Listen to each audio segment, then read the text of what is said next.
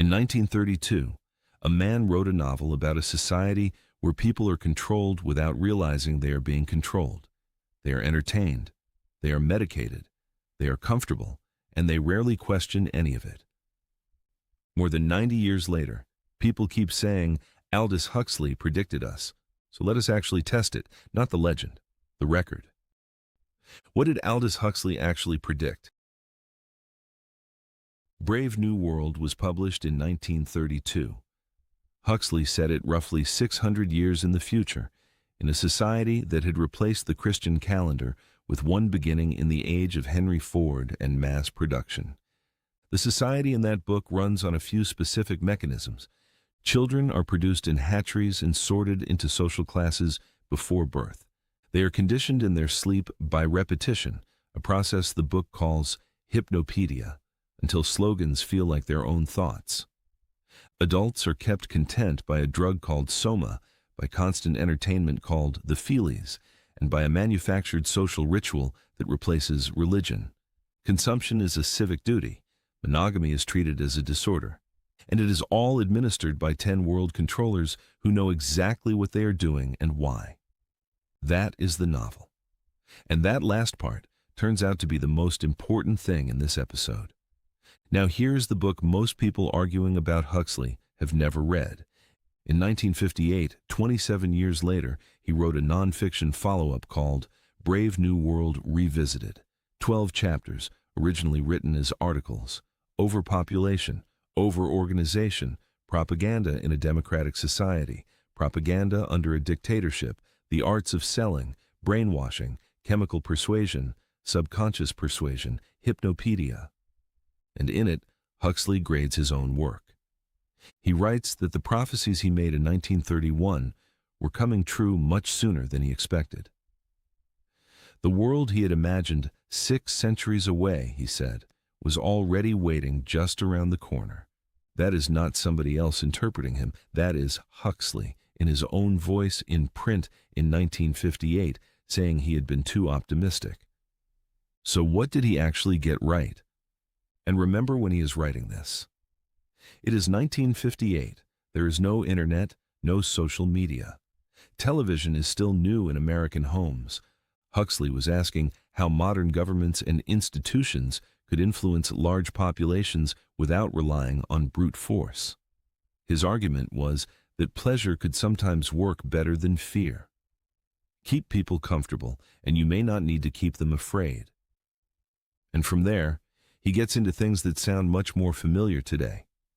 Advertising built around psychology, political candidates sold like products, a handful of organizations controlling what millions of people see and hear, repetition replacing argument, even the idea that chemistry could be used to keep a population satisfied. Soma is worth being precise about because people often compare it to modern antidepressants, but Huxley imagined something much broader. A drug that could make people feel good, escape whatever was bothering them, and keep dissatisfaction from turning into unrest. In his world, soma was not just medicine, it was a tool of control. But that is only half the test, because Huxley also got things wrong. Chapter 1 of Revisited is about overpopulation, which he calls the central problem. He projected roughly 5.5 billion people by the end of the century, and argued that demographic pressure would push country after country into totalitarian government, most likely communist. That is a specific, dated, checkable forecast. The population number was close. The political outcome he predicted was not. His picture of technology is also a product of its moment. He is writing about television, radio, film, and print. He is not describing a network or personalization or anything that adapts to you.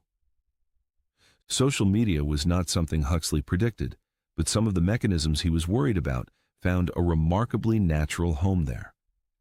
And then there is Chapter 9, Subconscious Persuasion.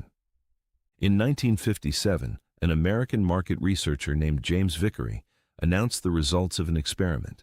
He said he had inserted messages into a film at a New Jersey theater, flashed too briefly to be consciously seen. Drink Coca-Cola. Eat popcorn. He claimed sales went up. It was a sensation.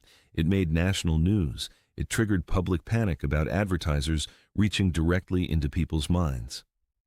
Huxley was writing Revisited at exactly that moment, and he took it seriously.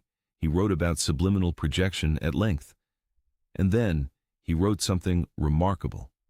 He said that leaving subliminal projection out of Brave New World had been a mistake of omission, and that if he were rewriting the novel, he would certainly correct it. Vickery later backed away from the claim. The experiment was never independently verified, and later research found subliminal effects to be far weaker than the original story suggested. So the one mechanism Huxley regretted leaving out of his own dystopia was the one that did not work. And that tells us something useful about Huxley. He was paying very close attention to the world around him, and sometimes, when the world gave him bad information, he followed it in the wrong direction. Which brings us to the actual question.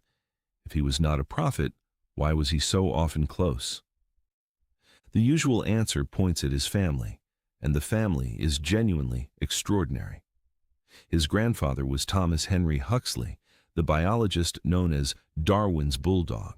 His older brother was Julian Huxley, an evolutionary biologist who became the first Director General of UNESCO in 1946, helped found the World Wildlife Fund, and served as president of the British Eugenics Society. In 1946, Julian wrote a founding document called UNESCO, Its Purpose and Its Philosophy. It is public. In it, he argues that while radical eugenic policy was politically and psychologically impossible at that moment, the organization should see to it that the question was examined and the public informed, so that what was then unthinkable could at least become thinkable. That is a real document, in a real official's own words.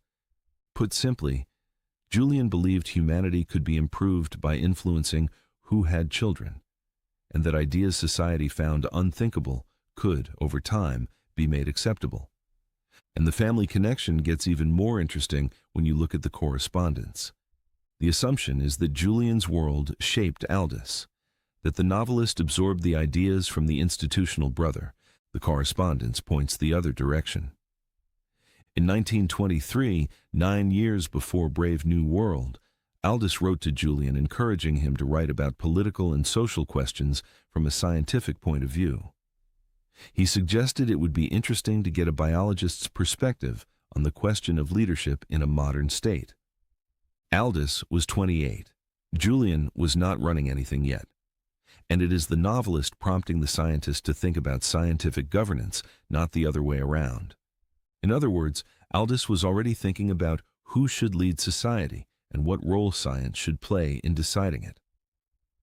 Both brothers had also spent the First World War years at Garsington Manor, in the circle around Lady Adeline Morell, alongside writers and intellectuals who spent their time arguing about exactly these questions. Scholars looking at Julian's career note that he gained access to the inner circles of intellectuals, politicians, and officials owing much to the family name. That is true. You do not become the first head of a United Nations agency by being nobody. But proximity to power explains insight. It does not demonstrate a plan. Now, the artifact. On October 21st, 1949, Huxley sat down in Wrightwood, California, and wrote a letter to a former student of his. He had taught the boy French at Eton around 1917. The student's name was Eric Blair.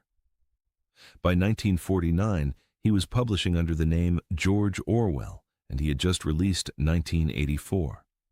Huxley praised the book. Then he disagreed with it. He argued that the philosophy of Orwell's ruling minority was a sadism carried to its logical conclusion, and he doubted that what he called the policy of the boot on the face could continue indefinitely. His own belief, he wrote, was that a ruling oligarchy would find less arduous and wasteful ways of governing and of satisfying its lust for power, ways that would resemble the ones he had described in Brave New World. Two men who had written the century's competing warnings, one of them having taught the other as a schoolboy, arguing in 1949 about which nightmare was more likely. Orwell feared a society controlled by surveillance, censorship, and force. Huxley's position was that you do not need the boot if you can persuade people into loving their servitude. And depending on where you live, you may recognize pieces of both warnings in the world around you. Now, here's what the record supports. Aldous Huxley published Brave New World in 1932, describing a society controlled through conditioning, distraction, consumption, and chemistry. Confirmed. In 1958, he published a nonfiction reassessment stating in his own words that those developments were arriving faster than he had expected. Confirmed. He was demonstrably wrong about several specific forecasts, including the political consequences of population growth. Confirmed.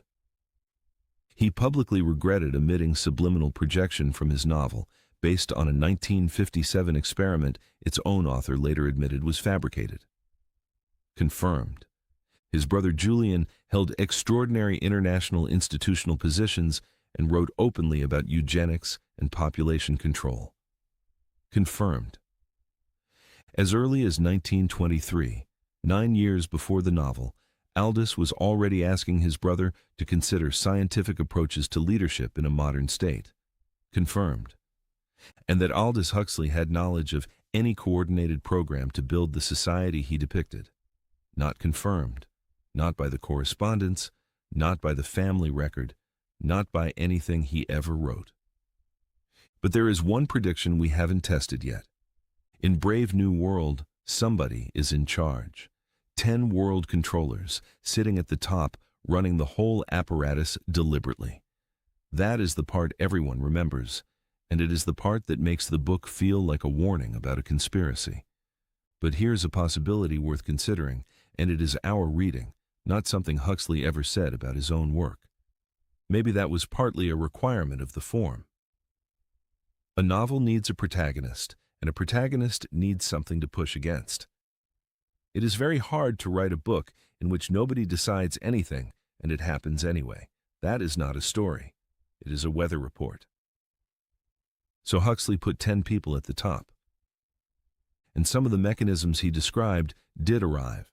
Not because 10 people at the top ordered them into existence. They came from governments, corporations, technology, advertising, entertainment, and millions of smaller decisions made along the way. Maybe Huxley got the mechanism right, but gave it a mastermind it never needed. Because the most unsettling possibility is not that somebody built Brave New World, it is that nobody had to.